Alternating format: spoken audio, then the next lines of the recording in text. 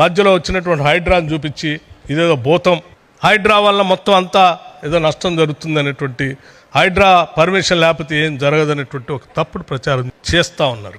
అందరికీ తెలిసిందే, ఒక లేఅవుట్ కానీ కన్స్ట్రక్షన్ సంబంధించి కానీ ప్రభుత్వ పరంగా లీగల్గా సర్టిఫై చేసి లేఅవుట్లు ఇచ్చేది కాకపోతే లేకపోతే పర్మిషన్స్ ఇచ్చే వ్యవస్థలు జిహెచ్ఎంసి, హెచ్ఎండిఏ, డిటిసిపి, ఈ మూడు ప్రభుత్వ పరంగా నియమించినటువంటి వ్యవస్థలు. నేను చెప్పేదల్లా ఒకటే, కొనుగోలుదారులు ఈ హెచ్ఎండిఏ, జిహెచ్ఎంసి లేకపోతే డిటిసిపి లేఅవుట్లు అఫీషియల్గా ఉన్నటువంటి వాటిని జాగ్రత్త చేసుకుంటే మీకు కూడా మేలు జరుగుతుంది. లీగల్గా రాష్ట్ర ప్రభుత్వం నుంచి వచ్చినటువంటి పర్మిషన్స్ ఉన్నటువంటి వాటి ఎటువంటి ఇబ్బంది లేదు.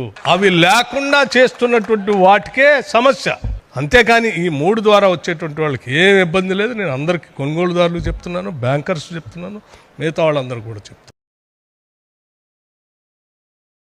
మధ్యలో వచ్చినటువంటి హైడ్రాని చూపించి ఇదేదో భూతం